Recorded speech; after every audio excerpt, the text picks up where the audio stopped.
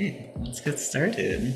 Well, hey everyone, thank you so much for joining our last roundtable today. And just for those who tuned in to this year's Wisdom Keeper Summit, it's been such a beautiful journey being here with you all this whole entire week. This is our fifth roundtable, and I love this group so much. I know this group very, very personally, so I'm so excited to deepen into today's conversation. We're gonna begin by just doing a very simple opening practice. If you'd like to just gently close your eyes to help collaborate with creating this container with us today. So we'll start to deepen our breaths all together. Starting to deepen into this moment. Noticing what we've arrived with.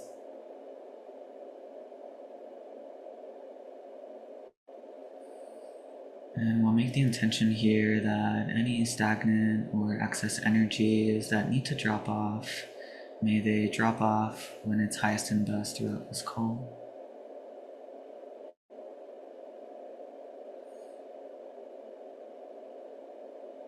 And we'll stay here for a few more moments as we listen to the sounds of Wisdom Keepers, a song that was brought into our group from the guides of this container.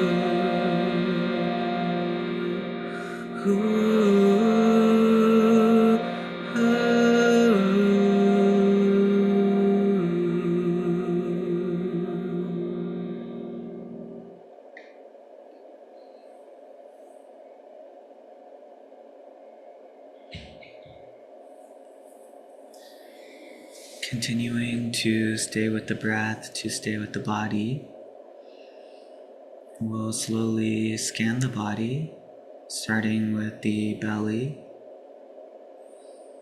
noticing what's there, what is craving to move or adjust. Moving to the heart center, noticing what's there, what's alive.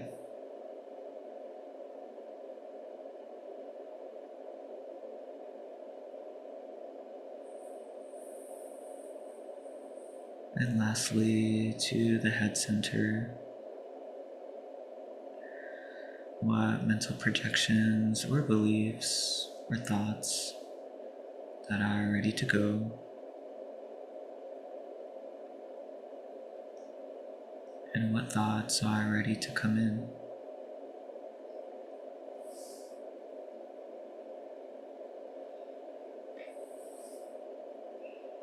We'll continue to create this container together by creating a healing vortex or a healing container.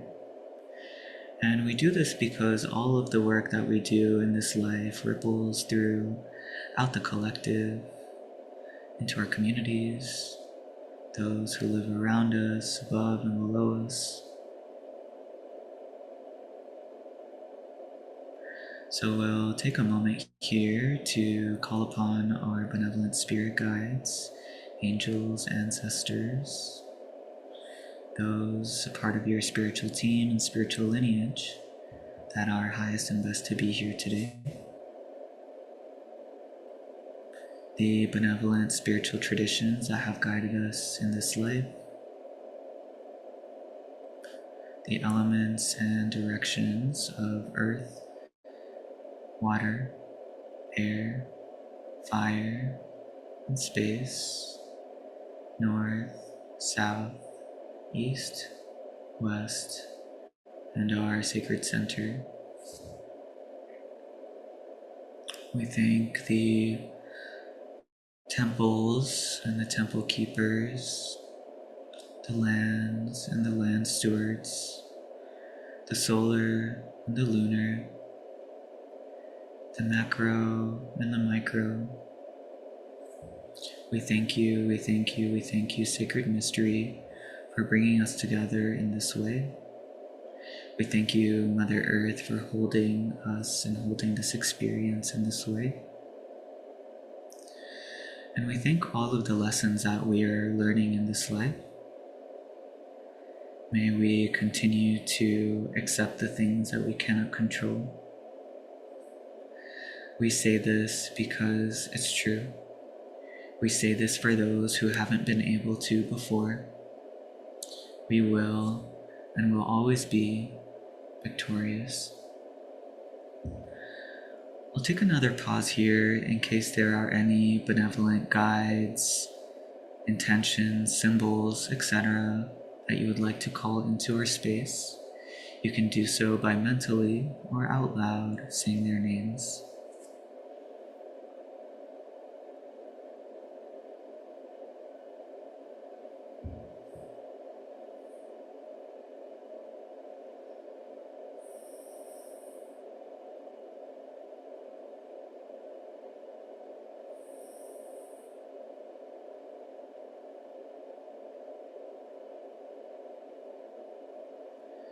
We'll make the intention here that at the end of our meeting today, anyone or anything that we invited into our vortex today must go back to wherever they came from, wherever the divine has placed them. May we meet again if it is highest and best. And so it is. You can slowly start to come back to your physical space first by gently fluttering the eyes open, looking around the room, finding grounding within your space. Before you come back to this virtual space and meet the gaze or eyes of another, just taking a moment here.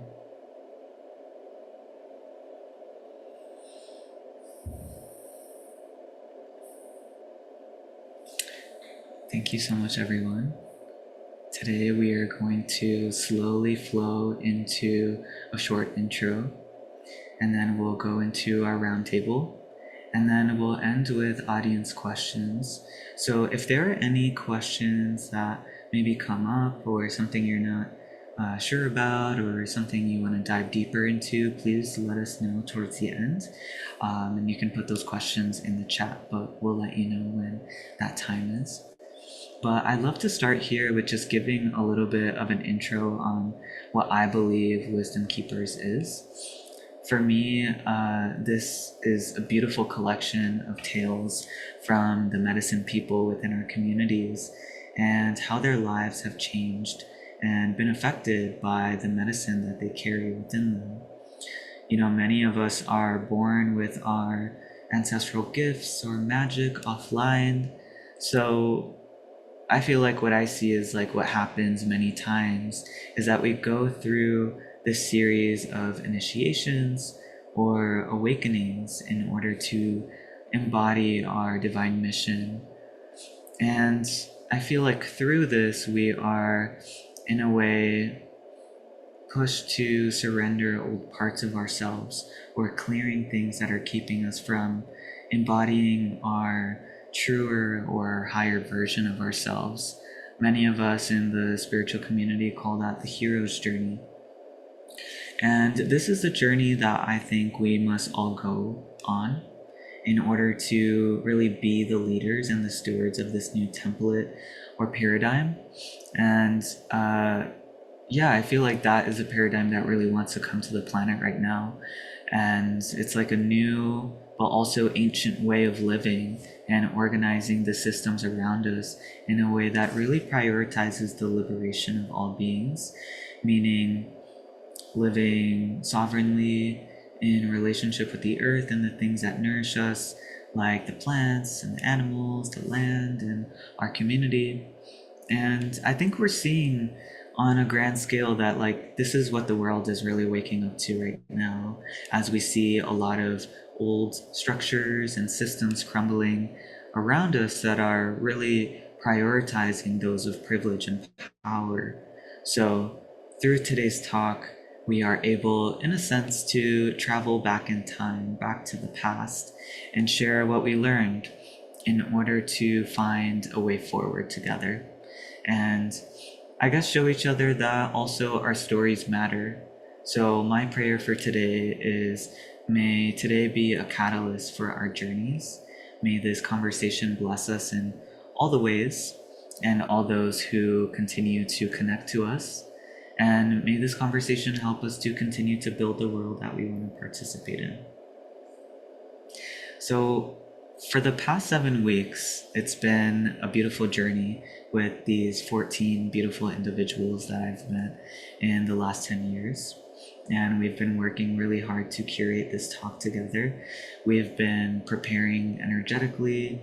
Our spiritual teams have been dropping, the wisdom codes that are really wanting to be here today. And we're just really excited to get started. Today we are blessed by the sacred three, Sam, Ashesha, and Winnie, with us today. So I'd love to share a little bit about each of them before we get started, and they can chime in to help me fill in any gaps. So I'll start with Sam.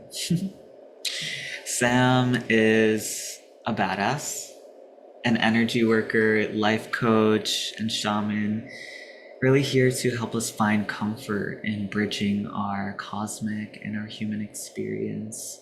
Her offerings blend her past working in the nursing field with shamanic wisdom, somatic embodiment, trauma informed coaching, divination, light language, and energy work. Her mission in this life is to help her community remember their potential, trust their intuition, and reclaim their ancestral gifts through sharing her relationship with the divine. My favorite thing about Sam is her ability to uplift those around her through her encouraging wisdom.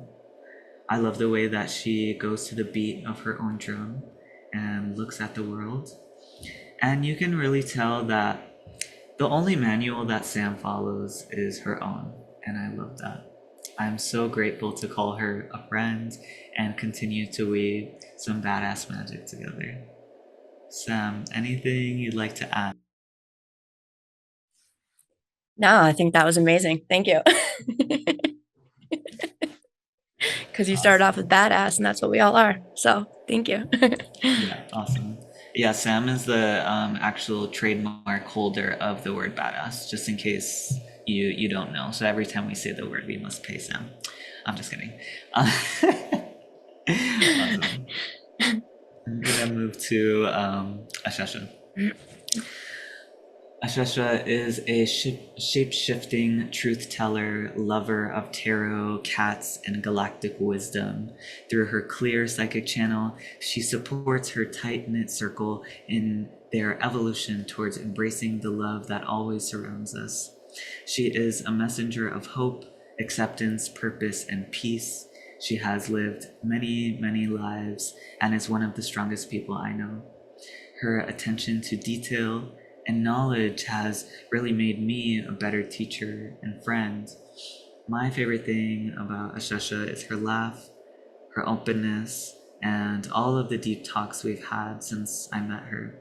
A true powerhouse of a person moving mountains in this life for her ancestral line and the planet. Thank you so much for being here and inspiring us with all that you are. Ashesha, anything you'd like to add there?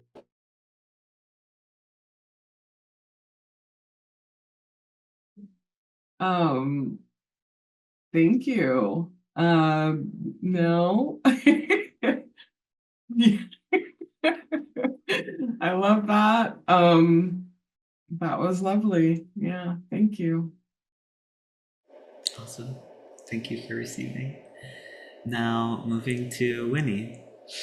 Winnie Bautista is a proud Filipinx mom, visionary artist and teacher, holistic health coach, and spiritual creator dedicated to inspiring others through intentional living and self expression.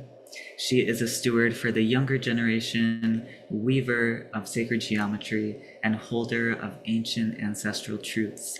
She is someone you would definitely want on your team because she can hold you while you are in the depths of despair or uplift you into a state even higher than joy. No one will cheer you on like Winnie does. With a deep rooted passion for sustainability and personal transformation, Winnie masterfully blends art, love for movement, and mindful nourishment into a tapestry of healing and empowerment. My favorite thing about Winnie is how she can meet you no matter where you are. She can follow you into another dimension or the depths of the earth. She is a master chameleon in my eyes. The conversations I've had with Winnie for the past 10 years have been wild. We have definitely held each other's hand through our own awakening process. It's a real gift to have someone like you in my family. So thank you for being here. Winnie, anything you'd like to add there?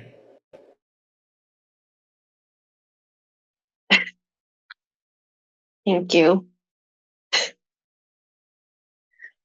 Ugh, yeah, the history that we have, and then like where we are now. Very thankful to be here. I love you. I love you too. Thank you. Beautiful. So, today we're going to be talking about the galaxies within. And for me, this means the idea that we are a reflection of all life around us, the internal world mirroring the external world. And it's kind of like this idea of, mirroring the physical realm with the multidimensional in a sense. Many times we are experiencing, let's say, some type of ailment or disease in the body, and it isn't just happening on a physical level, it also exists on a spiritual level. So many times we must address healing ourselves from a higher perspective. And that's a powerful thing about, I think, working with plants. Specifically, we can physically see and ingest the plant so that it can help heal or nourish us, but it's also alive and has a spirit. So the spirit of the plant is also working with us on a spiritual level to help us with addressing things we can't see with our physical eyes, like our internal energy centers. Some people might call that chakras, or in other traditions like Chinese medicine, it's dantians. And, in terms of transforming and healing, for me, there are these two pathways we can go down. We can transform the physical body, which will then transform the spiritual body, or we can do the reverse and go into the spiritual body or more of the energetic realm in order to transform the physical body or the physical realm. And we can see that on, a grand scale by helping clean up the spiritual energies on the planet. We can, in a sense, affect the physical planet, helping it be more in harmony and peace. So our panel today, a lot of these people here have spent so much time cleaning up energies on the planet and receiving messages from the earth or higher beings in order to be of service on the planet. So here we hear their stories and how that responsibility has deeply affected their lives in at ways, really good ways, and at times difficult ways. So I would love to get started with our roundtable, and I will share this first question with Sam. Sam, can you tell us a little bit about your awakening journey and maybe how you learned how to balance, in a sense, being in two worlds at once, kind of what we're saying, the kind of physical and also the spiritual realm, and kind of working between both of those? Yeah. Thank you. Welcome, everybody. I just want to mention how when you just said going into the spiritual realm can help heal the physical and then vice versa. I've never heard it said like that. And that was really beautiful. So thank you for giving me more context to things. Because sometimes I just make up my own words because I speak my own language sometimes. But yeah, so my awakening journey, I feel like is happening every single day now that I think about it. But I've always had this deep knowing, and that's not something tangible. So I shut it off a lot growing up and grew up in a very, we'll just say, toxic household, like probably many of us have. And so, really, when I was going to figure out what I wanted to do for school and college, everyone was telling me, you gotta go, you gotta go. And I was like, I don't know what I want to do, blah, blah, blah. So I went into fashion design. I moved to Florida. I got my first cancer scare. And that's when I started to like think, what did I want to do with my life? And I wanted to become an oncology nurse to understand the energy component of cancer because I was treated very awkwardly when I was diagnosed when I was 19. And so over the last 18, 17 years since then, I became an oncology nurse. And through that, I started to, it was kind of scary, but I started to realize people's illnesses and disease in their body before I was reading about them. I was getting visitations while I was sleeping from patients. I would go in and all of a sudden I had them. I never had them before. I was being like told, or I just had this knowing, it started coming really online of like when people were going to pass and all this stuff. And it was very intense and I had no one to talk to about it. I felt very alone. Um, and but I started to, I was like, okay, well, what can I do here? And I started to realize that I was really good at helping people pass and even people that were nonverbal. I was feeling their energy like leave their body, pass through me. I would see their energy like outside the window. And that's when I started to think like there's something more here than this physical reality. And I don't know what it is. I'm very skeptical about psychics and all of that. And but at the same time, I was getting very, very sick because I wasn't aware that I had this knowing of what was going on with people because I was like taking it in.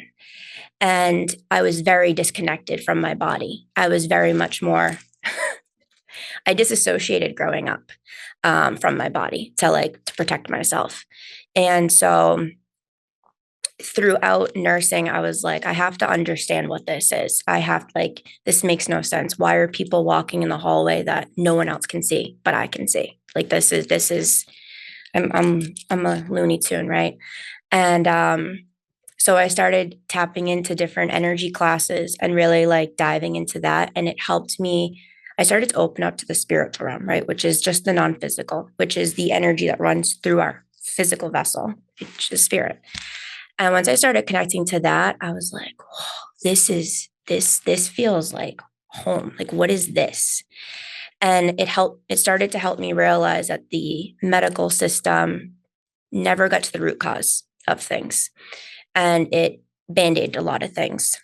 So I started to connect with my body, connect with the different the different beings and spirit that I was in class, like learning in classes.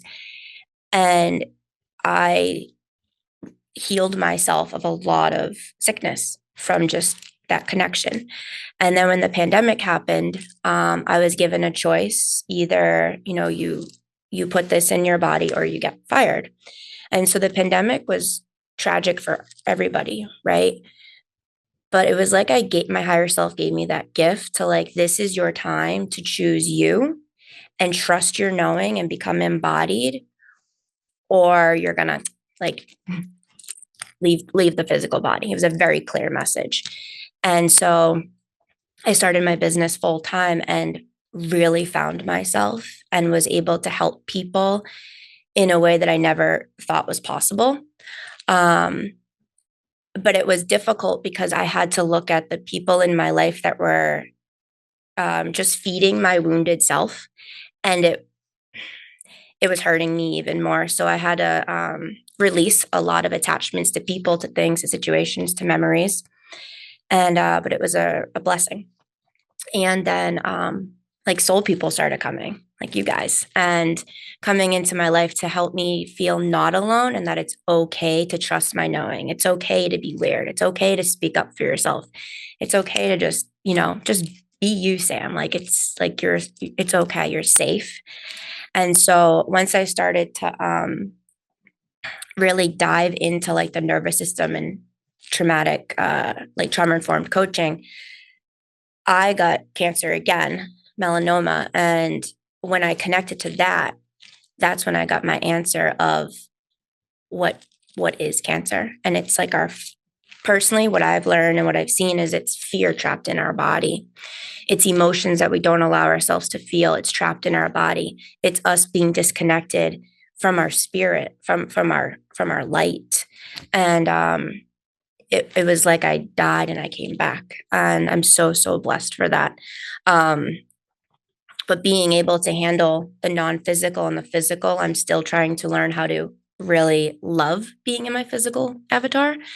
That's the most difficult thing because I can feel so much. I get, visions of the future and sometimes I don't know if they're the past, the present, the future. It's all happening at once, right?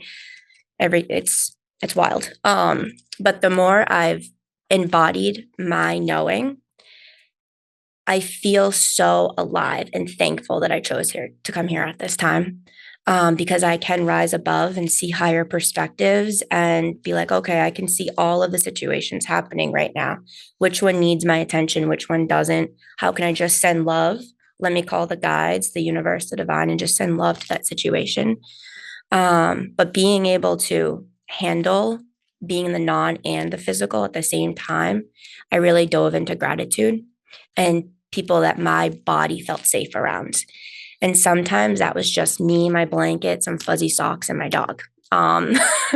Honestly, because there's a lot of judgment out in the world, right? And so I had to release judgment within myself and notice, when was I judging myself? And I started to realize that I am one with everything. So if something is happening outside of me, it's also happening inside of me. So I can then see, well, what is this outside of me trying to teach me? So I can love me, which then will help me love everyone and the earth more. But yeah, being in gratitude has been so profound, because we have to be grateful for even the stuff that's really effing hard, right? Like really hard. We have to be grateful for that because we also chose to have that as our experience. But yeah, now I just work with the dragons. They help me get through the day. Yeah, and so bridging our spirit with our physical avatar is so important because then we can listen to our intuition. We can see that our fears are simply a fear. Our emotions are just energy emotion. And when we can be like in our bodies and feel safe, that is a vibration of love that is undeniable, that people can feel. It's palpable. And it's been so profound because it's layer after layer, as you guys all know, when you're on I don't even want to call it the healing journey, but the hero's journey, right? Remembering who you truly are. I've been able to have a lot of my ancestors reveal to me all of the contracts, the agreements I've had of what I came here to repair within the family and with earth. And it's really beautiful and really humbling, hard at times, but it's really beautiful. And then when the light language started coming through, I was like, what is this? I thought I was like okay. But it was the divine, it was the star beings, it was the energies of which we work with. And once that started coming through me, I was like, oh, this is why the English language doesn't make sense to me, because I like sound and vibration and light so much more.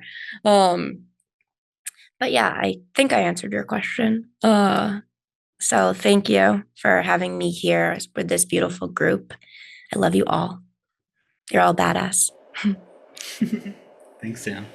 Yeah, I love what you share around getting diagnosed with cancer at 19 and this journey that brought you into becoming an oncology nurse and starting to, be initiated in a sense by death and the unseen.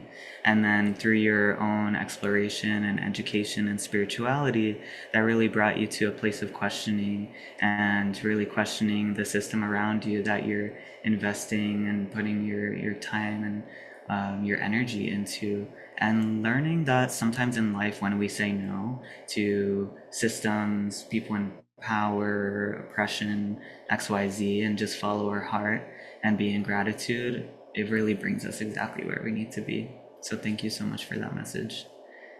I'm Thank you. gonna pass the mic to Ashesha. Anything about your journey you'd like to share in regards to how you've awakened throughout this life and this experience of sometimes being in two worlds at once.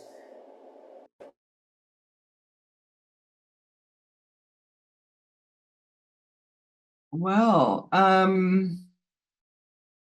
so what keeps coming for me over and over and over again since this container started a while back is just this I keep seeing atoms, and that I'm the atom, and there is this fission, and then fusion, and then fission, and then fusion, and then fission, and then fusion, and it just keeps happening over and over again. Which so I have been born and I have died several times in this body.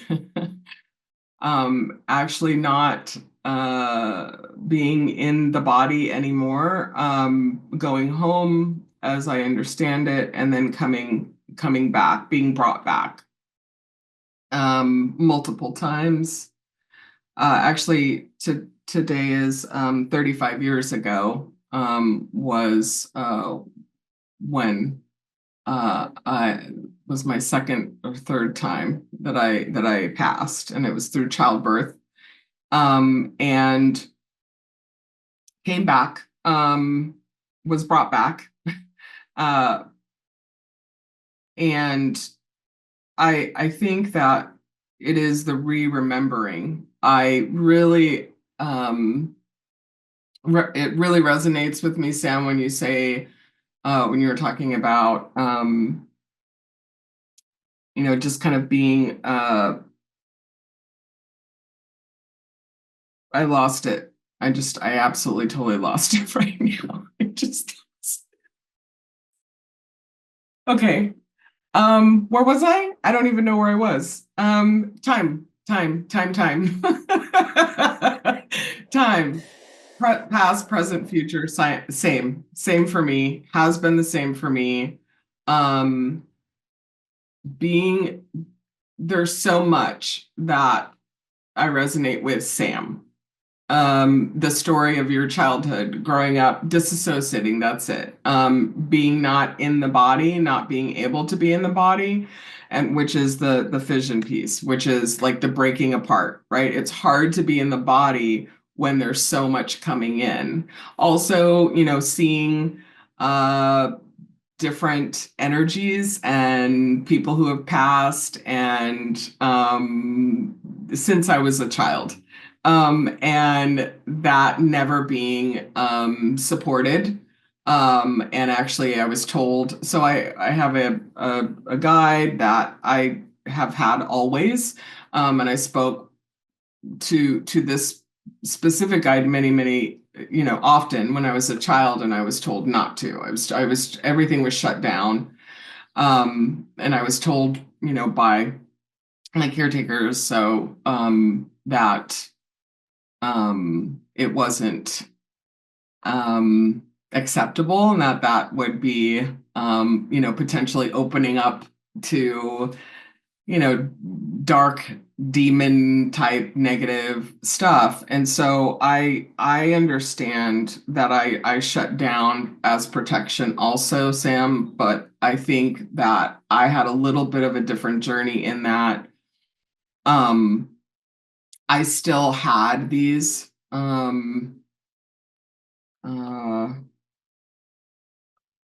I didn't still have the experiences, is better said, of my awareness, and only now. So just recently, I would say, the past several years, have I actually allowed it.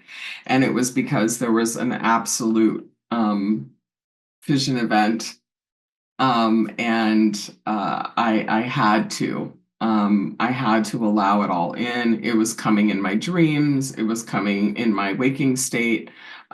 Just a lot of information.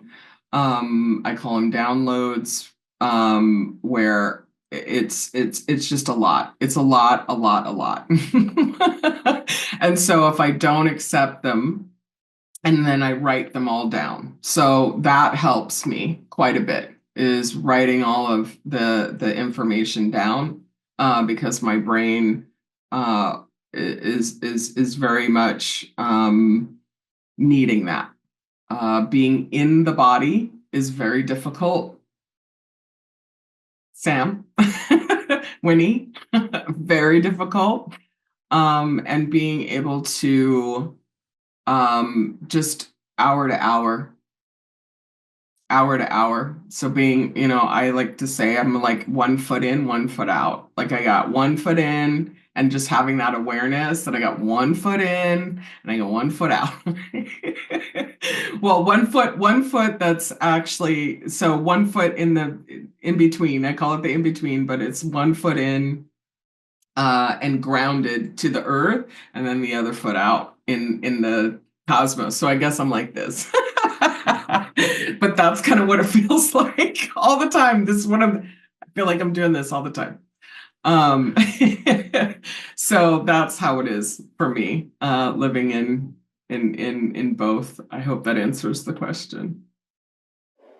Yeah, thank you, Ashesha. I love that, you're with us today on your anniversary of your, second or third near death experience. I hope this is a healing experience, and I hope that this date, and this time together today, in a sense, rewrites or adds a little bit more joy to today. Not saying that that experience is good or bad, but just I hope that today is a beautiful memory that adds to what this date means for you. I love what you share around, like, I guess, like, in a sense, like various things that happen throughout the life, maybe traumas. There is sometimes a bit of like a breaking apart of like who we are, and sometimes that can be like memories or other parts of who we are, or even our physical bodies, and how we must go down some type of healing experience, some type of journey to gather those pieces of ourselves back, whether it is mobility in certain parts of the body or memories or whatever it may be.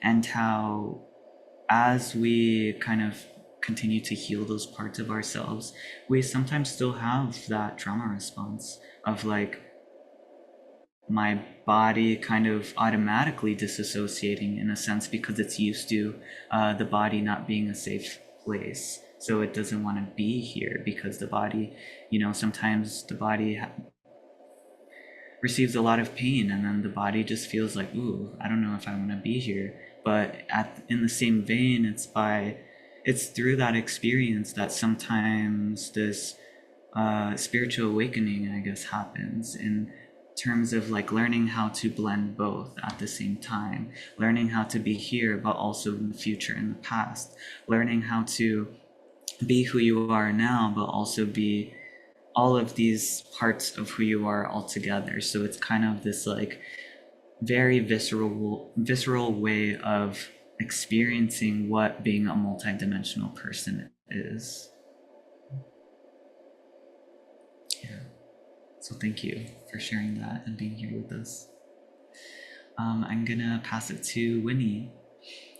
Anything about your spiritual journey that you'd like to share with us in terms of, yeah, how you got here today, and anything you'd like to share about maybe having to wear two different hats, living in two different worlds, being a spiritual leader and also a mom, and how you blend those two things together, or your own experience.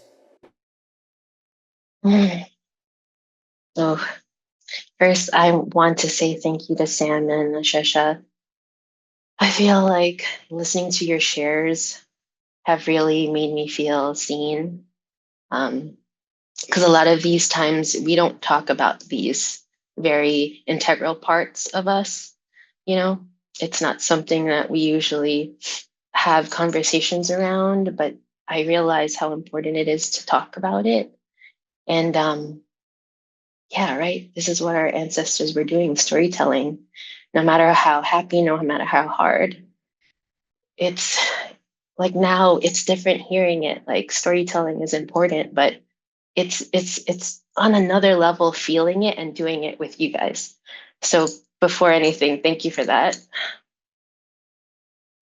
Because I also went through that, very similar to both of your stories. Like in 2018, I was a mom and I didn't know anything. I didn't know anything about being a mom. I didn't know how much your body would change, um, your way of thinking, your way of being. And it was a complete shock. It just came really quickly. Um, and it was a shock to my nervous system that I didn't realize was still healing. So, on top of that, I had another shock, and I felt Ashesha, your fusion story, because it's like it doesn't stop. The one shock, then the next shock, and then it's hard on our body, and that's what I struggle with, handling the stress, handling that. But then I realized how the multidimensionality, right? Like we have.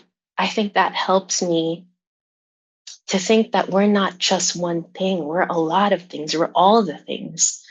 And then feeling that power that not just like all of us have, it makes me see things differently now. And this is what I'm doing currently to help me. But it took me since 2018 till now. And then, oh my gosh, and then my second baby, who is only a year and a half, that was also very scary. And I didn't realize, yeah, I have experienced two um, near near death experiences, and I didn't realize how much that has changed the way I see things, the way I feel, and know that now with understanding that I have, I can make that into magic, right? I can make that time into how I want to see it now. It doesn't have to be the hurt that I have almost carried for so long. It almost is a crutch. I didn't realize I was using that hurt and holding on to it like comfort, and realizing, no, I need to trust and let this go and start anew, because I know one cycle in 2018 and then one cycle 2024, 2023, 2023.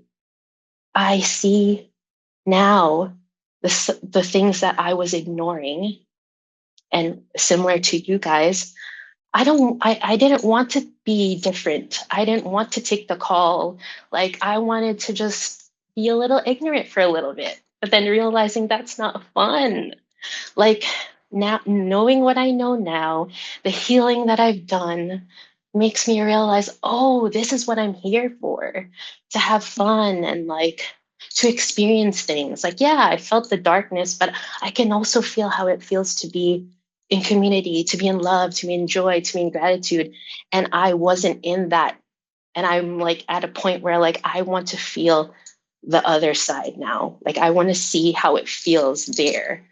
And like, and I'm easing into it. Like, I'm getting like downloads, but I'm also having responsibilities, and I'm seeing how I can use that as discipline for my spiritual self. And I'm like, okay, I have to organize like my kids' things, my life things. But that's okay. I can also be spiritual too. Let me find like 5 minutes to do something really quick, or you get creative. And I think that's what's coming out for me is my creativity and the excitement of being around with y'all, like, and sharing.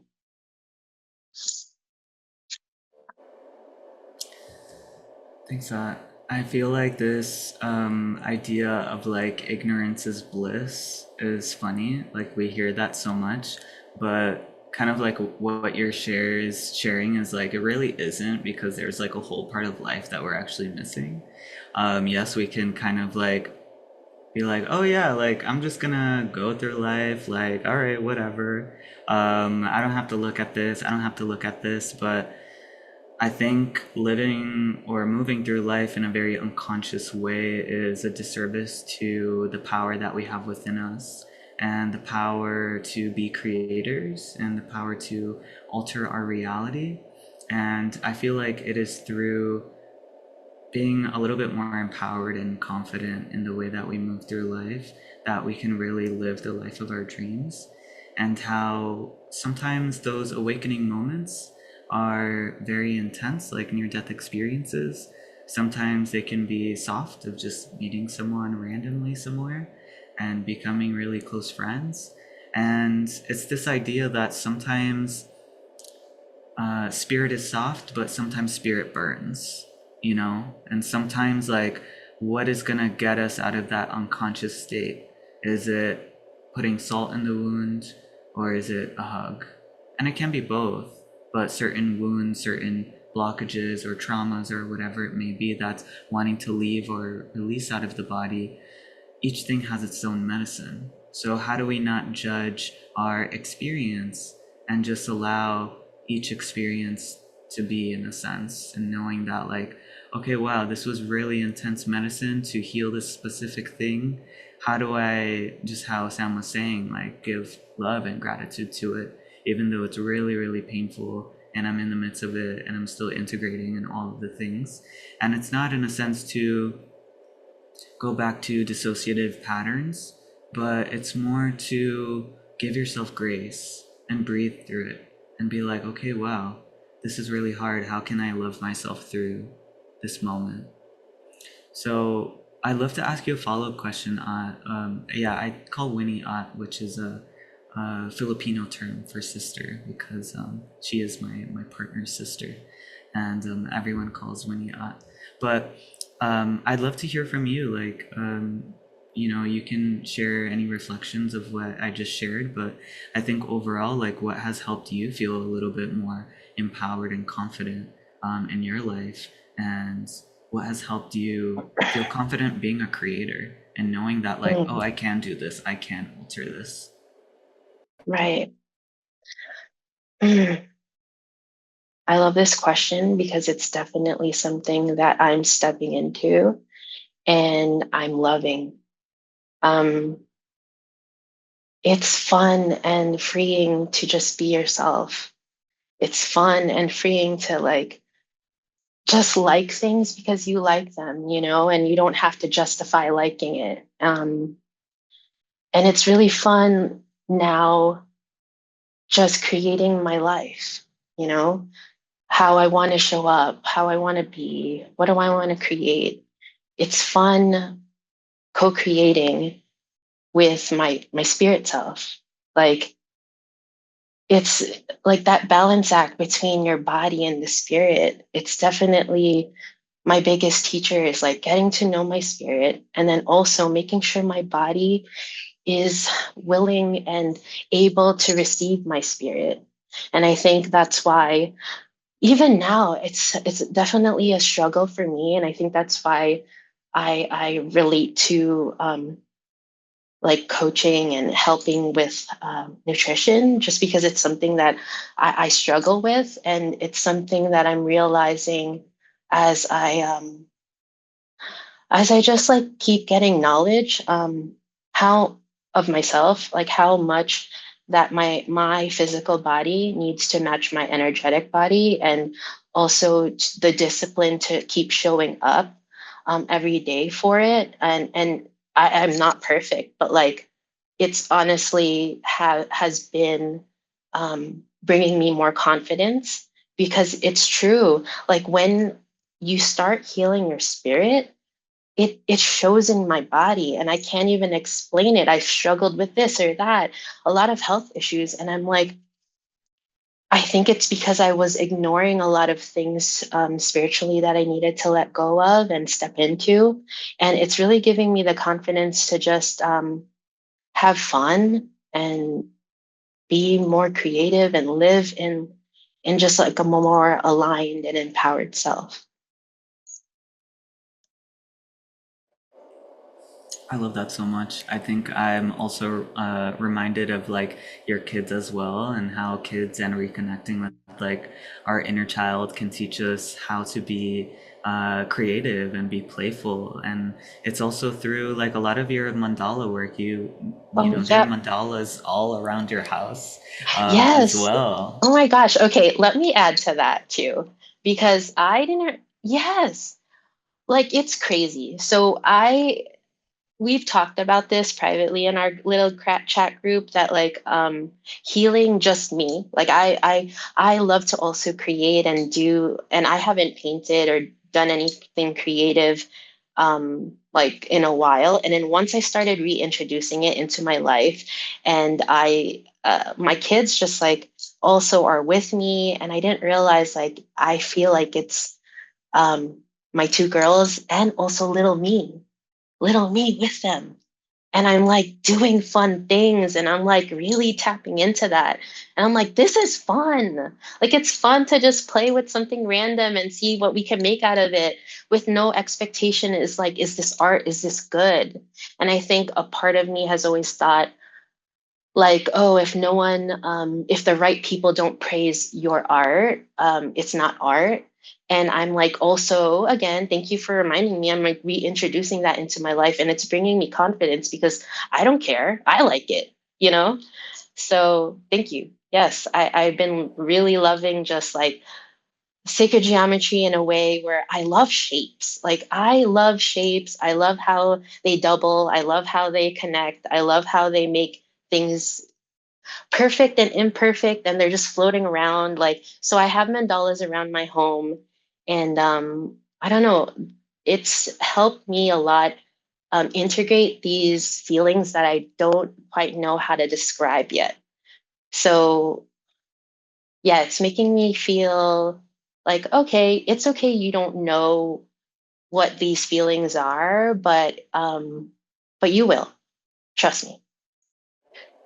Yeah, I mean, sacred geometry is so vast, and I think it's through our own relationship with the plants, with the animals, with the frequencies and the energies and the mandalas and the sacred geometry, like all of these things. Like, yes, there is like a more left brain aspect to it of like, yeah, here's the manual, and this is what all these symbols mean. But what about our own relationship? I think our own relationship with it, which is the right brain, the feminine, how we feel about it, really should take precedent, because that is what is actually delivering us the healing and the inspiration. That is what's actually opening the door.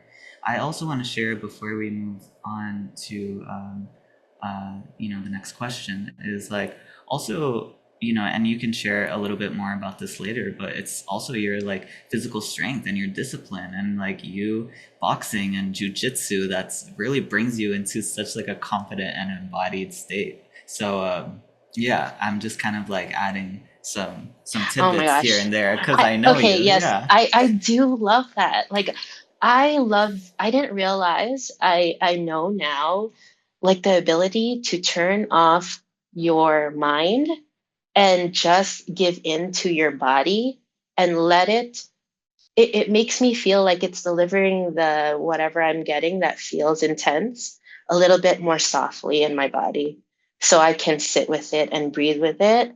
And Sam helped me a lot with the suggestion to always put like an intention and that, yeah. So every time I start any movement, um, now I'm putting intention and also in everything I do, like even cooking. Like I make sure that I'm also having fun with it. Like I can do a ritual with anything. Like I didn't realize I don't have to always have the time. I can do the ritual as soon as I leave the door. I'm like, okay, I just did one, because I put the intention in it. Like I didn't realize it doesn't have to look like how everyone else's spiritual practice is. And it's cool because I'm finding like also again confidence and like, okay, like this is your time to discover what that is for you. And yeah, and like movement and music and all these like really cool things are coming to me a lot more powerfully and a lot more depth. And I'm just excited to just like I love to study and I love to be a student always, a teacher and a student always. Um, yeah, it's been great. Thanks, I'm gonna pass it to Ashesha. We're kind of talking about various things that kind of help us regulate our bodies and regulate collective energies. I'm curious for you, like how is your experience like regulating collective energies or intuitive messages? Do they come at good times? Do they come at bad times? And do you help others with this as well if this is part of your service on the planet? Anything there that you'd want to talk about? I know there's probably a lot to unpack there. Yeah. Um, Regulation. Let's see. So yeah, I've come to understand that I'm of service, and that's that I'm a love warrior. And what I mean by that is I have to take in um, and transmute the judgments, the criticisms, the hatred, the anger. I understand and be a container and take it, and I can, and then transmuting it and pushing it back out as love. I'm very confident in this now. I understand it now. I didn't for many, many years. I didn't understand why I was being attacked, why I was having these experiences. I also understand I'm pretty naive, and have been, pretty much my whole life. I also have extreme sensitivities with all sensations. And so I have to be aware of that every moment of every day. Too much sound, too much light, too much smell. I mean, it's it's a constant. So regulating is at this time, I think, pretty much my moment to moment. It is something that I do. I visualize taking in energies that are not helpful, and I put them into the earth. She holds them, and she welcomes that. I feel connected in that way. And interestingly, it's that. So it's like, kind of putting those fearful, negative, overwhelming energies into the earth, letting them pass through me, going into the earth, and then like having from the cosmos and this connection with these higher beings that are absolutely healing. They're absolutely healing beings, and they kind of do the little shine on me, and and it sounds super crazy, and I don't care. I'm very confident that this is where what my purpose is, and to, save and to save um, space for myself, to have compassion and self-love, and having that build and build, because there's just, I cannot have too much love, and I can't give too much love. But I can have too much fear and anger and hatred, that energy around. And so I have to transmute it. And I'm just very aware of that. And so that's kind of how I regulate. And then I teach and assist and support others doing the same, and helping them how to do that. Mhm. Beautiful. I love what you share about regulation and how being a neurodivergent person, you're always regulating, maybe dimming the lights, putting the volume down, breathing, doing things for yourself, but also your environment. And how, in a sense, you are energetically a filtration system, in a sense, but also like a filtration system for the collective, but also a filtration system for yourself in a way. So it's like you're helping regulate yourself, but you're also regulating the collective in a sense at the same time, or in the same breath, and how you're here to really transform these denser energies into love. I love that so much. I'd love to ask you a follow-up question. Can you tell us a little bit about like what and how you receive information? Um, Well, I'm realizing that it's from it comes at me from many different. So in sleep, when I'm sleeping, I will get visitations, and I will get downloads, and I consciously will go into meditation, and connect with my guides, and they will give me information, and I write it all down. I ask a lot of questions, and then I write down the answers. I also have recently been getting, I'll get a song, uh, the lyrics of a song. I'll get just like maybe 3 words or 5 words or something. And it's synchronous. It's a syncratic moment where I need to pay attention. And it's a message. I'm also getting now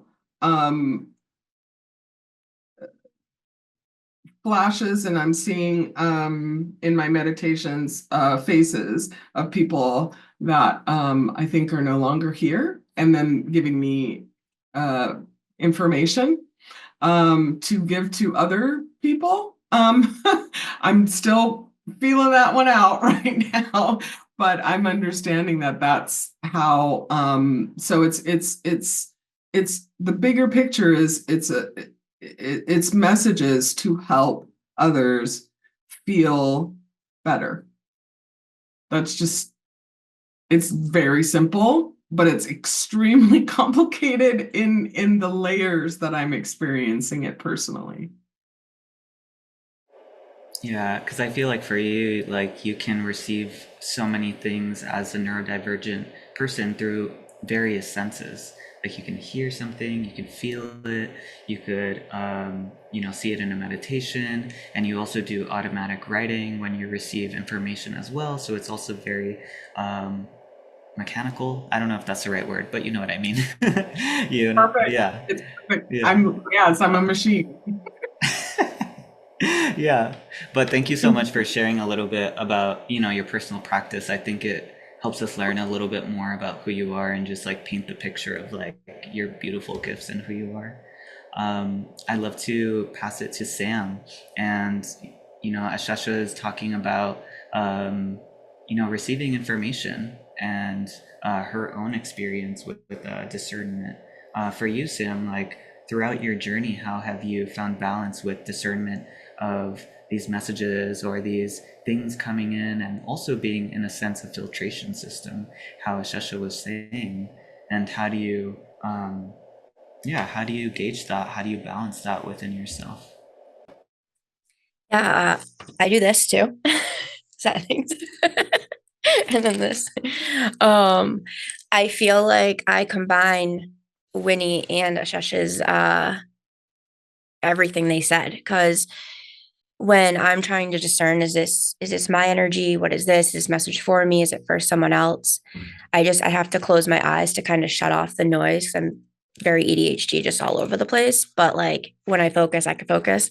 And so I just close my eyes and I'm like, okay, is this for me? And if it is, where am I feeling it in my body? And what do you want to teach me? And I go into it, and then I ask, how does it want to be expressed? How does it want to be witnessed? And sometimes that's drawing, sometimes that's dance, sometimes it's screaming, sometimes it's singing, sometimes it's automatic writing.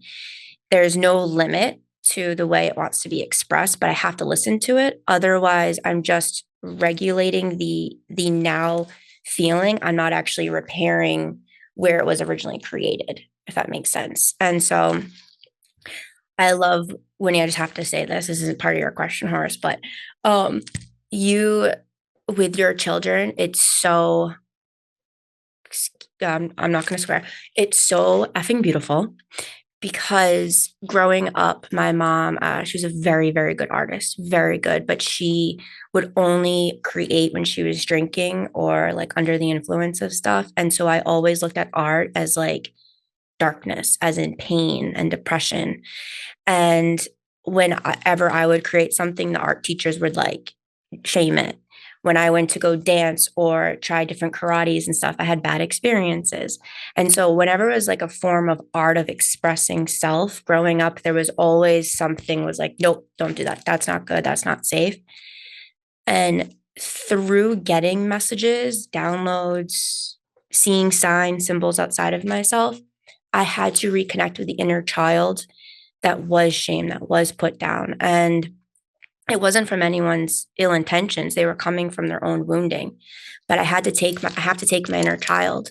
And so I love that you're doing this. Like, yeah, and I know, Shasha, you're doing it on another level too, right? Like it's really beautiful to be in this container with you guys, because this is what the world needs. They need people that are finding the love within themselves to then just hold this space for others, because we can't hold space for others where it actually helps them connect with themselves if we don't know how to do it for self, right? Like it's just, you can't, like, because then you're both working at a wounded, and it doesn't even make sense. But to be able to discern the messages, one, if I'm doing a reading for someone, I know it's for them.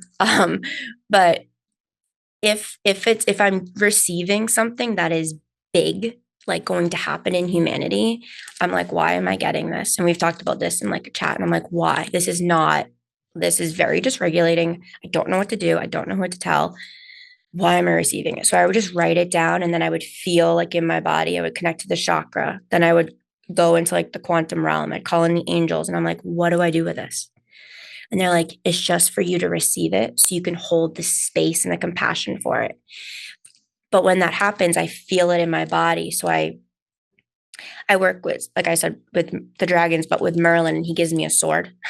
And so I imagine like in my mind's eye, like cutting things, like cutting cords. And I send out like flames of like purple light and fire to situations that like feel like in my life. I imagine the violet flame within me to like alchemize the energy.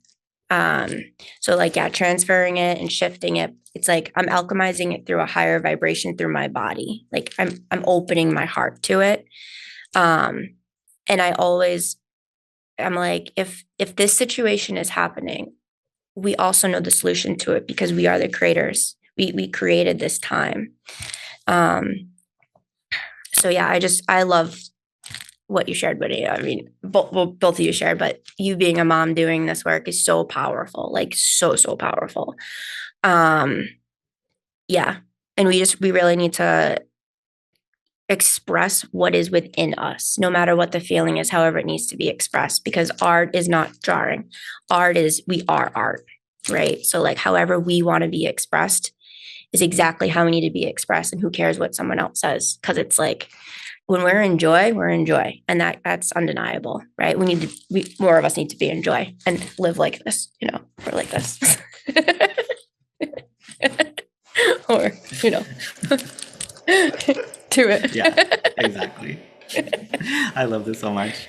I love what you're sharing around like receiving psychic messages, and sometimes it comes in so many different ways. Sometimes we're just there to receive it and just to hold space for it. But I also love that you shared the other side of the coin of like, oh, when I do have to do something with this is how I do it, and this is who I call upon. I also want to share, I'm sure it was such a big boulder to move for yourself in terms of like being, shamed or just feeling unsafe, within your creative self, because that's kind of like one of the, if not the main part of who we are, so this big chunk of who you were, it was like that didn't feel like people wanted to shine a light on or help grow. And I just want to like give you your flowers, because I feel like you've come such a long way, and you are just such an amazing teacher and person. And yeah, just stepping into your spiritual gifts like that is so special to hear. I never knew that about you, and it's like actually really surprising, because I just see you as such a powerful being. I'd love to ask you a follow-up question regarding something that you shared, but is there kind of like a recurring message that you're receiving this year, related to yourself or the collective, and maybe you're also receiving it in your body as well as a reflection? But is there anything about this year that you'd like to share with those who might be watching this year or in the future, or some type of recurring message that you're receiving? Yeah, for 2025, right? Yeah, just it's like just clarifying. put a time. Yeah. Yeah. Thing. Well, because I want to give a little tip. So if you guys want to like manifest something, or like, right, connect with it in your body, like where you want to receive it, right? It's always usually in the heart. But I set the intention to receive this by this date in this year, like, right, like on this timeline, because otherwise it's happened another timeline. You get frustrated because it hasn't manifested, materialized in this one. But anyways, yeah. So the biggest message, the deepest message I've been receiving is free. Now, last year, 2024, in January, I held a class, which I still do every month, but the word was freedom for January of last year. Now it's the energy of freedom for 2025. Now, freedom is, it's not like, woohoo, we're free. It's where are you trapped within your consciousness? And it's not trapped in like it's not a bad way.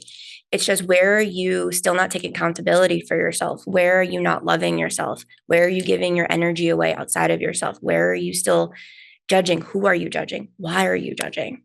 And so it's the energy of free, as in set yourself free. Step like what we were saying earlier about, I choose to be in this joy, right? Like I'm learning that, because walking around angry at everything, it's like it's painful. Like it takes more energy.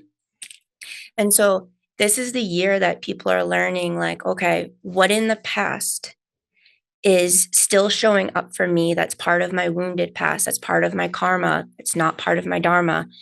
And to embrace that, to not judge it, but be like, wow, like I am a badass.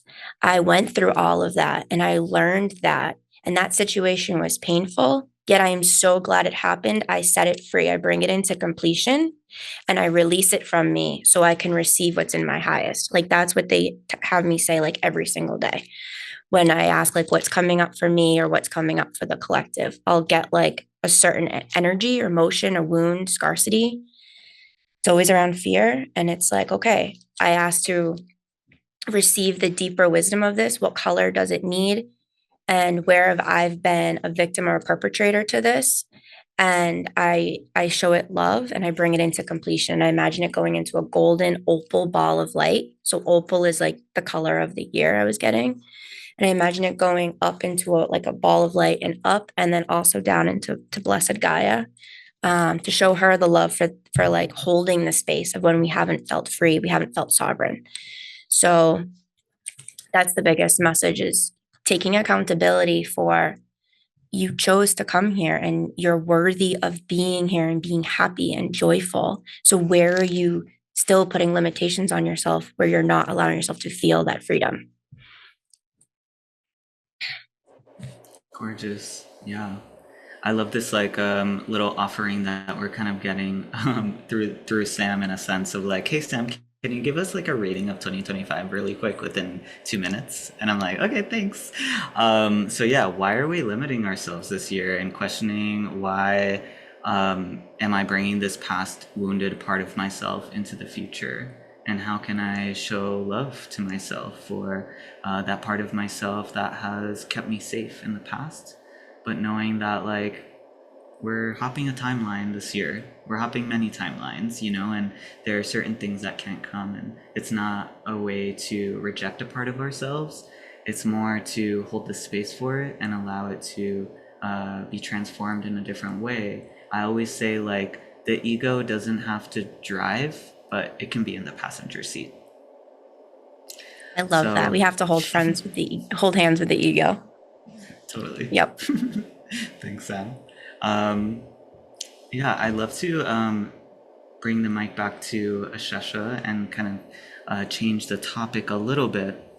But I'm curious for you, Ashesha, you have gone through what you shared a little bit earlier, a few, near-death experiences, times of like deep change and deep loss. And I just want to touch upon this before we run out of time, because I think it's very important.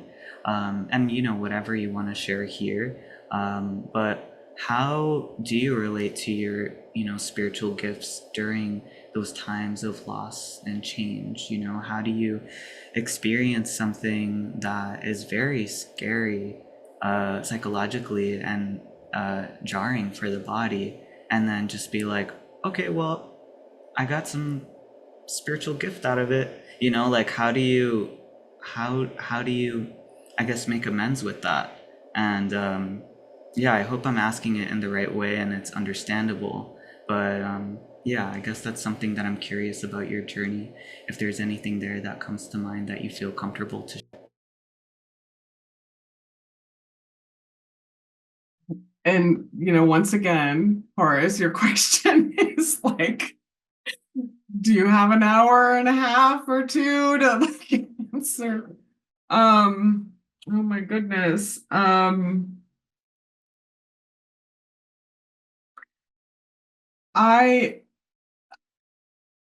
don't know. I laugh a lot. I think we are ridiculous. I think humans are ridiculous. I think we think too much. I think we know everything and we know jack shit. There are, we think that we're the only beings that are in the universe that have consciousness. It's like, okay. So I think I just laugh. It is, to me, loss is part of gain. Birth is part of death. They are hand in hand. You can't have one without the other. I think being in that place of dying over and over again, and not just physically, but also, I would say multidimensionally. I would say, of course, spiritually, but the spirit, having to go through those dark nights of the soul, right? Going into, burrowing into the into not the into burrowing into the cave under the cave under the cave and then coming out, being the seed and just like bursting through again and rebirth, and how, when I'm in that space of dark, just trying to enjoy it as much as I enjoy the birth, and understanding that it's all part of it, that you can't have one without the other. And that, kind of duality, that dark, that energy, but all of it comes back to love. It's always love, love, love, love, love of self, love of nature, love of each other, and the planets and the other beings and creation itself.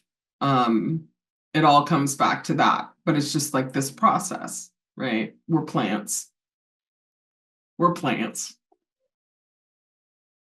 We need pruning sometimes, so we can actually grow a little bit more.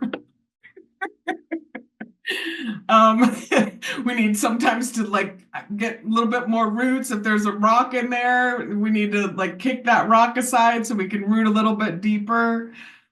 Yeah. So that I answers love it. that. No, it does. Great. Yeah, I love what you share around like loss is a part of gain and this kind of like polarity and duality that we move through life in. Sometimes we have to die in order to be the phoenix, in order to learn how to love, you know? And I'd love to ask a follow-up question and just ask like, why is that part of our experience to transform over and over again? Enough times that we wake up to love. Why is that part of the human experience? What I've been told is that this is for us all, including the time that we're in right now, which is that duality, right? The kind of them and us, like this idea that that's supposed to be broken apart, that all of it has to be broken apart to then come back together. It's all coming back to one, that we are just different little, we are God. We are little tiny um uh lights of God. We're all connected. And we are here to have our own experiences to bring back to the one. And that each one of the experiences are a combination of all experiences at different multi-dimensional levels and generational levels. And the patterns repeat and repeat until every one of the possible uh, formulas come, and we'll be able to eventually come back together again. Because that's what the Big Bang was. The Big Bang was, and all the different, planets and beings and energies and all that stuff. And then it's doing its own thing, and then poof, back together. So it's really this process of like what you shared earlier, fusion to fission, The process of breaking something so many times until all of the kind of puzzle pieces kind of fit together in a sense. The process of like breaking, and then I forgot what it's called in Japanese, but it's like they break a plate, or if a plate breaks, they put it back together with gold, and I feel like that's kind of like in a sense what you're sharing. Like if the plate was together, it would never have gold, but it has to break in order for that gold vibration to come in. And gold is just spiritually, energetically, physically, like just revered all around the world for so many reasons. A lot of people have many different ideas of gold and silver, saying that it's very galactic, that it's like the most important resource on the planet, that it holds the energy of the sun, and all of these different things, to each their own, whatever you believe. But yeah, I love that in terms of like sometimes the soul transforms in different ways that we don't really understand. And it is our own society that tells us like, oh, things need to be this way, and that our life needs to be this way. And sometimes it just snowballs into what it needs to snowball into. And at the end of that hill, the snowball just hits the door of love and it opens. So thank you, Ashesha.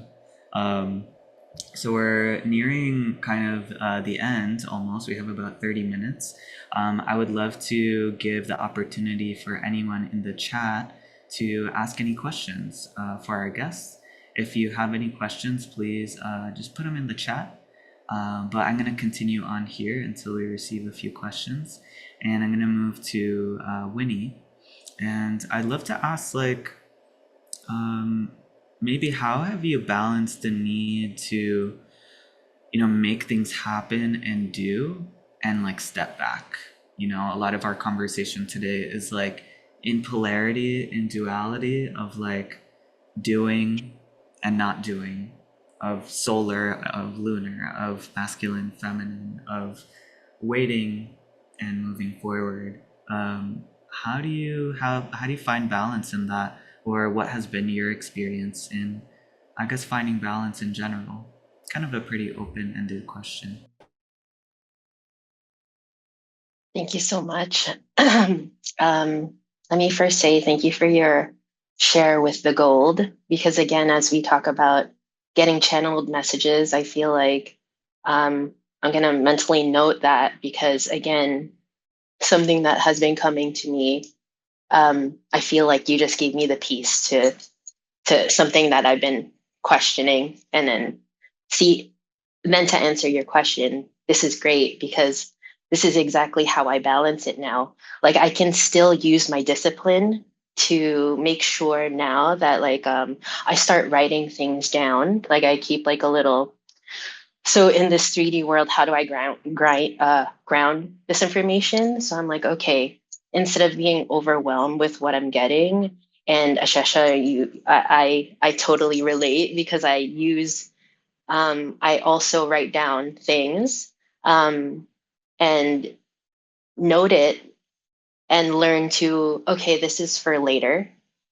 And then again, when the situation comes and it feels like I'm a lion and I'm ready to pounce and this is the time to act, then I take it. But I feel like for me, I like to take I like to breathe into it, because now I've been learning how it feels to get things softly in my body, and realizing that when intuition does come, it comes very subtly. And in order to quiet that and receive that, I need to make sure that I'm open to receive it from my heart space. And I feel like I love that question, because I'm also dealing with again the polarities of your feminine self, and when to just receive, and when to listen. And And then also, okay, this is a sign that you must take this now and take action using that masculine. Um, I feel like it's going to be a practice that I'm just going to be having for the rest of my life of balancing these two. But it's really exciting to to feel what that feels like for me, um, because I have a feeling I'm going through this renaissance within me of restructuring a lot of things, and and I feel like being organized and like Horace, I love how organized you are, and you're just like amazing at like, I don't know, like I take all the little things that I really admire from all of you, the people that I meet, and I'm like, these are the things that I really admire about them. Let me take note of that and like use that for when I feel like I need inspiration, and you guys are all inspiration. And I feel like it's really important that I'm in spaces that I can connect and talk, because then it gives a level of action. Again, like what Sam was saying about freedom, same, yes, like that has been coming through me so strongly, and I'm thankful for that share too, because then it like reignites what I've been already feeling. And it also makes me feel like, oh, I have people holding me along the way, and we're good, you know.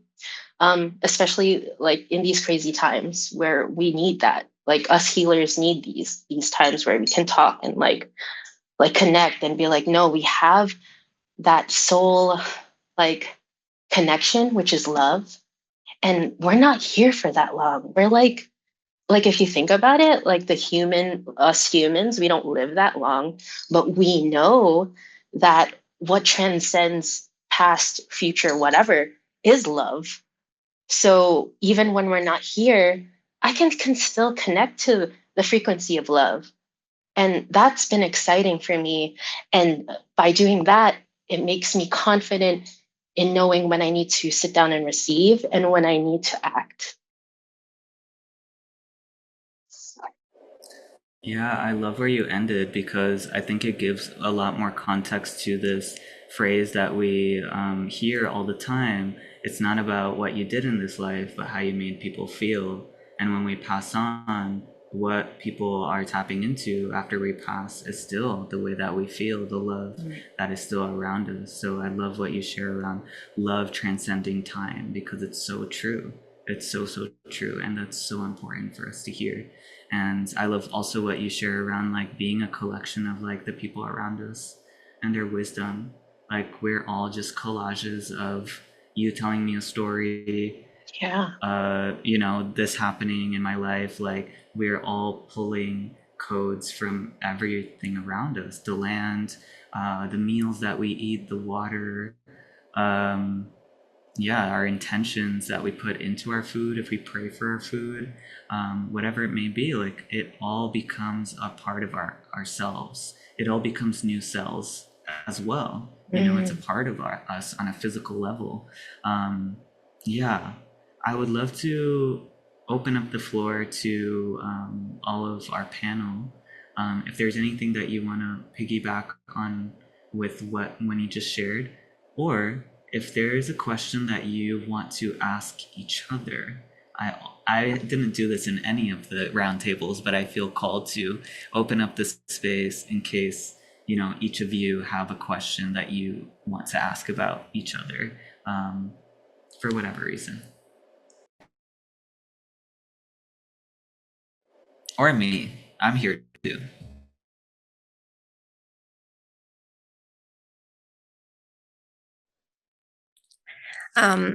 I don't have a question right now, but I do want to share how like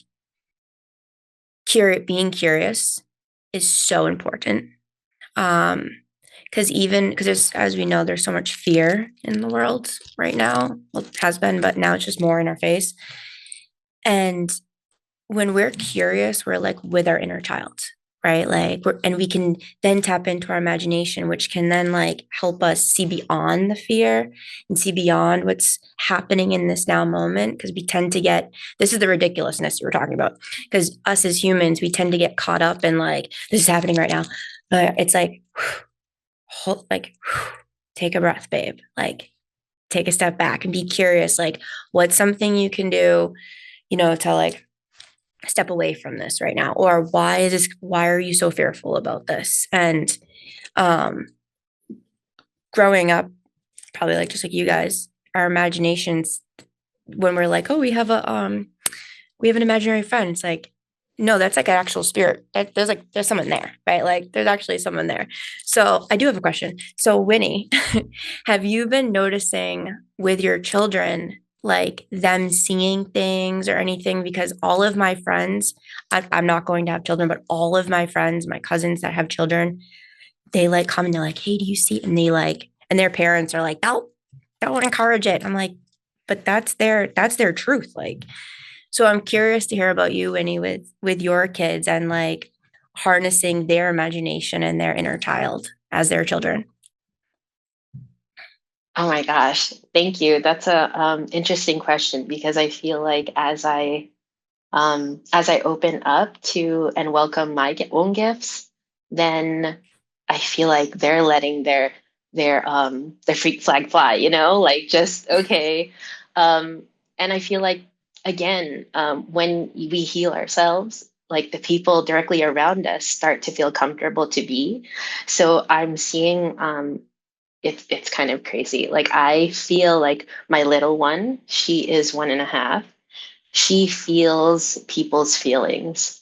Like she can read, and then you can see her face like slightly change. Because I'm noticing her facial expressions when she sees certain people. She's not crying, but like what baby kind of has this, like curiosity, and I'm like, what's going on around there? So it's really interesting. And my mother-in-law had a belly ache when we went to Spain, and my baby, like Aurora, her name is Aurora, she like felt something, like she just felt something, and we were trying to keep her away from grandma just because she's resting, right? But she needed to go to that other room for some reason, and like she was adamant, like she kept like pulling her hand, and I'm like, why does she want to go to that room so much? Like, but she went to her grandma and like just put her head against her head and was just like stayed there for a little bit and put her hand on her like this, and I'm like, whoa. And yeah, like I feel like she's feeling the energies around, and that is her first language. That's just what I'm intuitively feeling around her. She's learning how to feel first, language next. Um, and then my 6-year old, which is kind of crazy as a mom. So when you have siblings, I feel like you get a different mom the first time, and you get a different mom the second time. So my beautiful first child, I've had that was me deep in my darkness, and I felt like she got to see alongside me a lot longer, and because she's also learning in school art, and she's very artistic and very like music, like she also communicates through music more than anything, or just vibes. And I feel like as I learn, she's also learning. And she's like guessing if she was like, oh, it's gonna rain today, and I didn't see it on the forecast, and then it rains. Like she does that. And then she also just randomly guesses like, oh, your dad is a rooster, and you're a dragon, and my sister my sister is a bunny, and I'm like, what do you mean? And then I looked at the Chinese zodiac. That's what they are, but we've never told her that. So like little things like that. And I feel like as I do my meditation, she sees what I'm doing in the room. She'll just like instantly sit by me and start humming and chanting too, like she knows the rhythm and things. So it's been fun. I feel like I'm also healing a lot alongside them. I love that so much. Yeah, I just want to share just one quick thing. Um, because I was telling Winnie this the other day. I feel like a lot of the people that have been coming to me recently for like help or spiritual work have been mothers or people trying to get pregnant or this kind of like mother energy. And I'm like, oh wow, this is very interesting.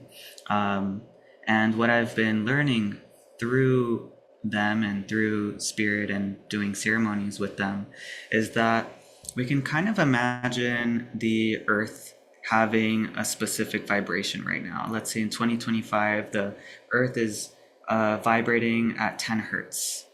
And the babies that are born during 2025, when the frequency of the planet is 10 hertz, they are spiritually awakened in a specific way, because they're reflecting the physical body of the earth, being created from the physical aspect of the earth, the soil, the plants, all of the things. But for us, maybe we were born in, let's say me, 1994, maybe the frequency of the planet was 7 hertz. From 1994 to now, I'm going through this hero's journey process of going from 7 to 10.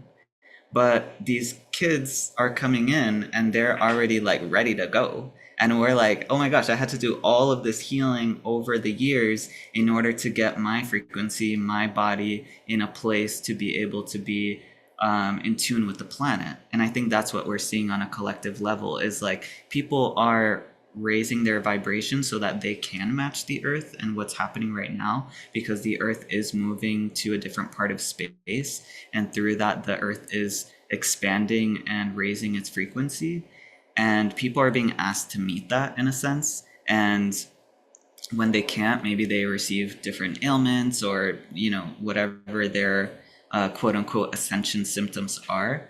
But I love being able to see kids and seeing how they just like come out of the womb and they're like, everything is on, I'm ready to go. And it's because they are here to directly communicate with this version of earth, and they have a deep connection with it. And I'm sure when we were born in 1994, whatever, we had a deep connection with the earth as well at that 7 hertz. But maybe it wasn't as loud or as apparent because now the earth's vibration is a little bit louder, and maybe she's talking a little bit louder, or maybe it's always been like that. I don't remember when I was 1 year old.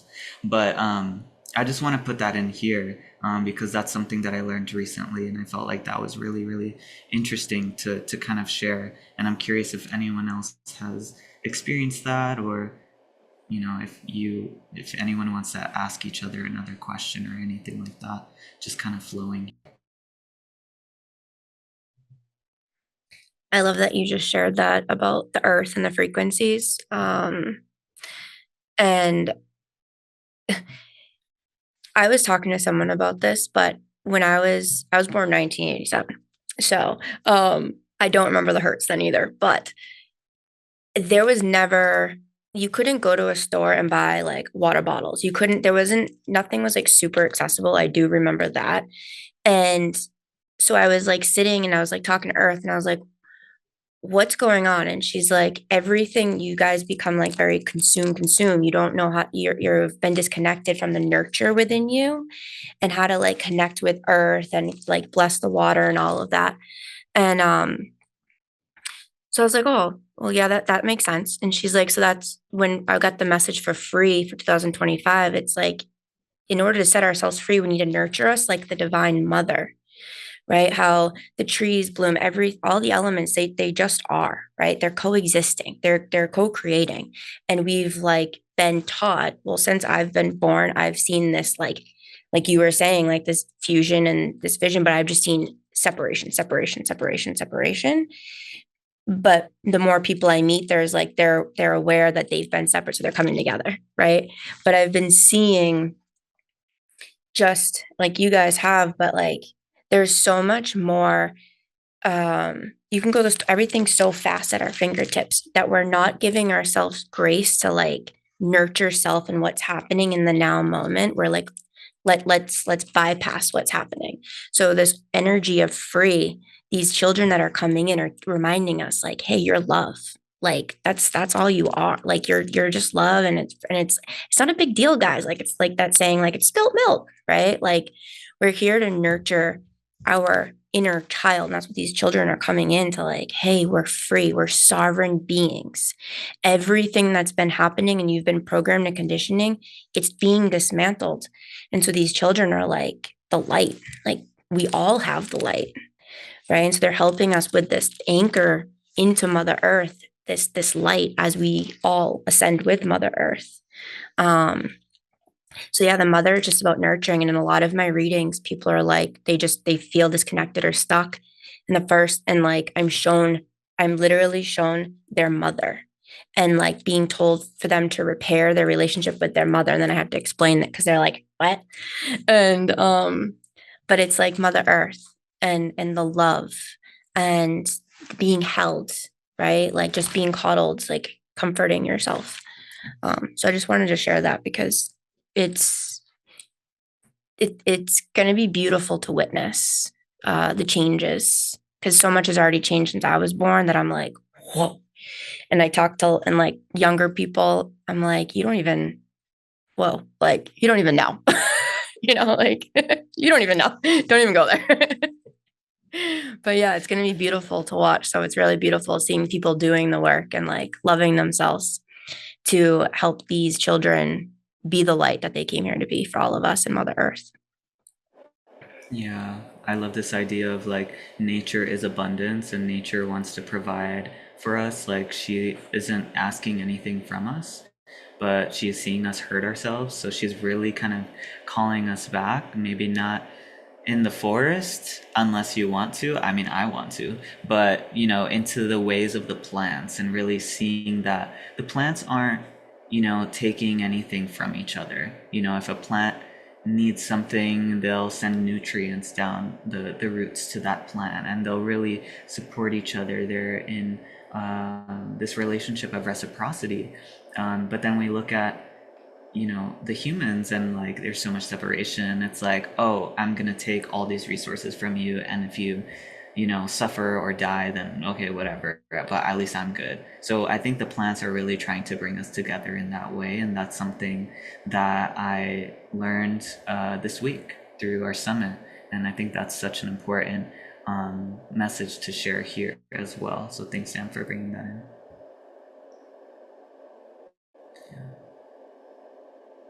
Awesome. I just wanted Any to, other? Yeah, go. yeah, I feel that deeply, Sam.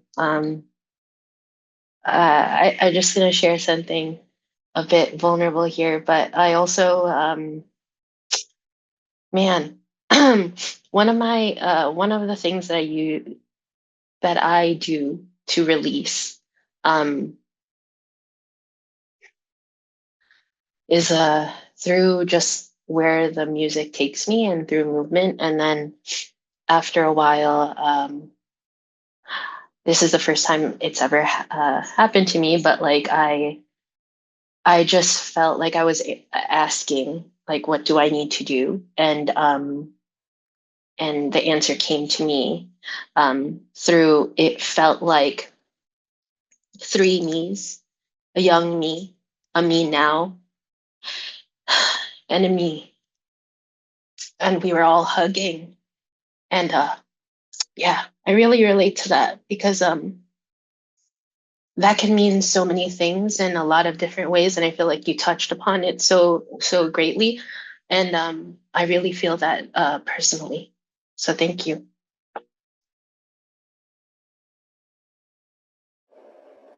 Thank you so much. I As do want to, we, yeah, I go do for it. want to just kind of just note that that um as far as when you're identifying the year that you were born, I was born very, very long time before that. And so I'm kind of feeling that you know, the energy of the earth being I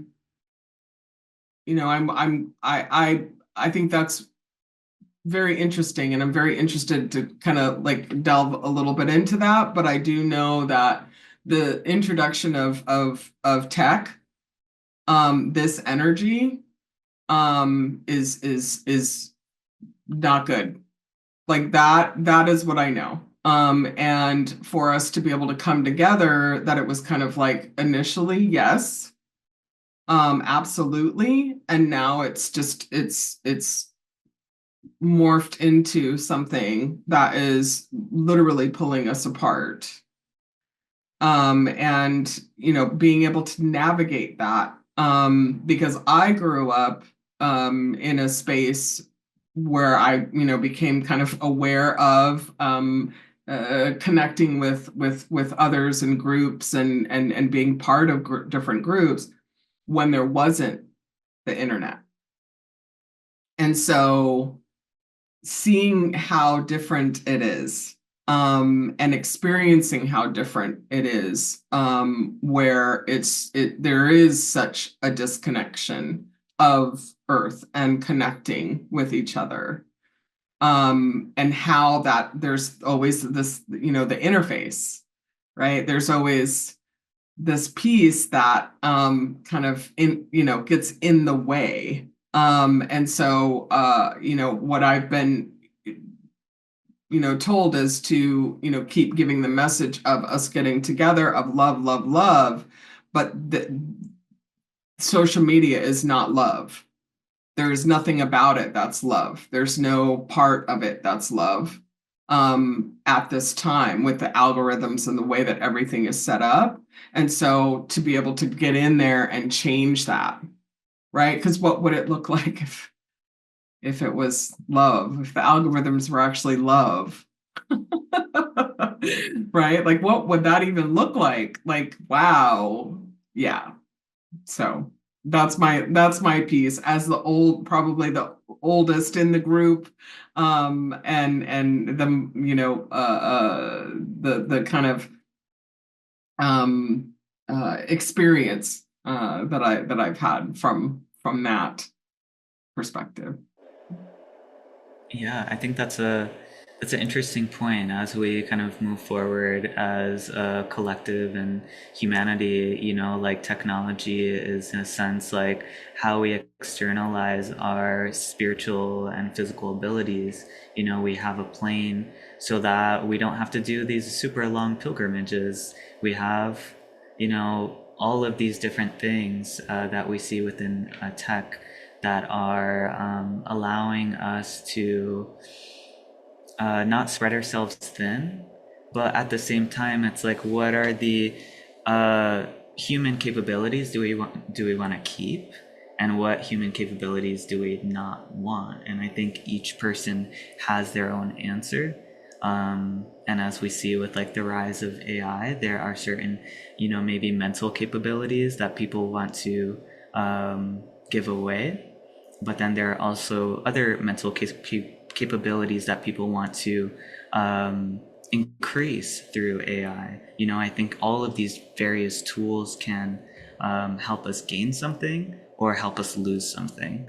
So I think that's like a very slippery slope, and it's really up to us with our own intentions of how we want to use, technology.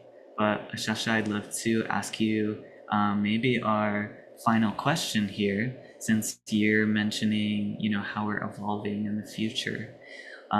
If you could put a message into a time capsule for the future, what would you want the future generations to receive? And what do you think they would need?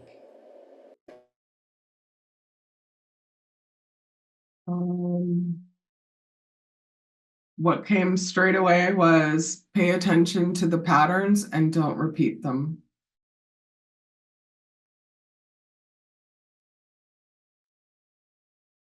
That, and when you said slippery slope, that it's a quick, right? It's a slow, it's a stop, slow, and then quick.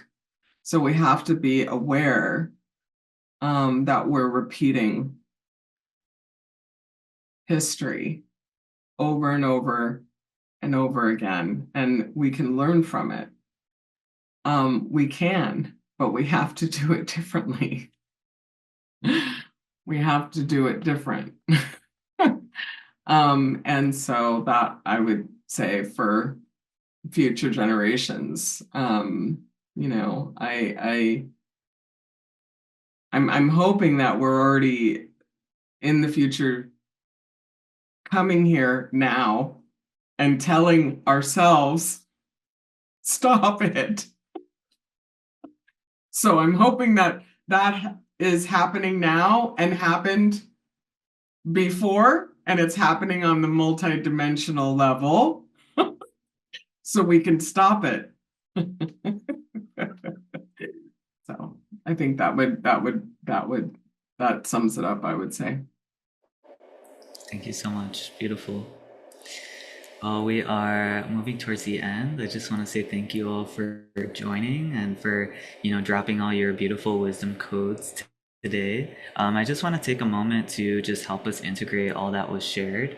If we can just for a few seconds, just close our eyes.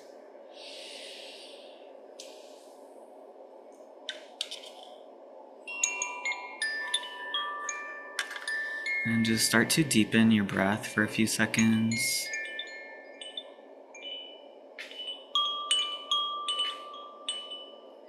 And we'll make the intention here that anything that didn't resonate with us, we can just pour it back into the river of life.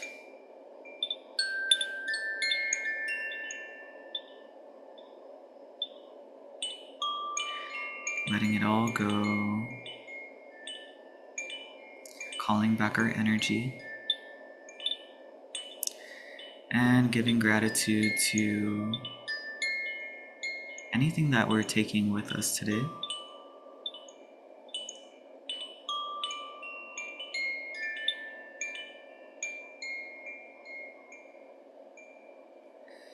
Gently coming back into the space.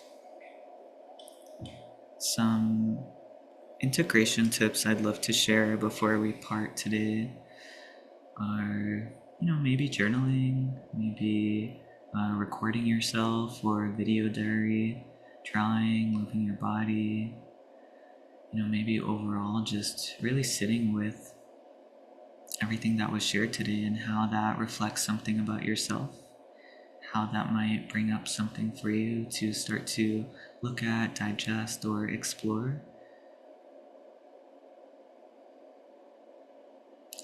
And this is the end of our Wisdom Keeper Summit. It feels like we went through such a beautiful initiation. For those that just joined today or those that got to the end, we just give you so much deep gratitude for being with us and all of your reflections and your shares. And we'll see you next time in some way. I'm going to ask our guests to stay on, but for everyone else, we just thank you so much. Just want to read what Anne wrote. I'm relating with the conversations and stories. Thank you for sharing. Nancy says, thank you all so much. So thank you all so much for joining. And we're sending you so much love and so much gratitude. And we hope this helps open up, a beautiful upcoming week for you. So thank you.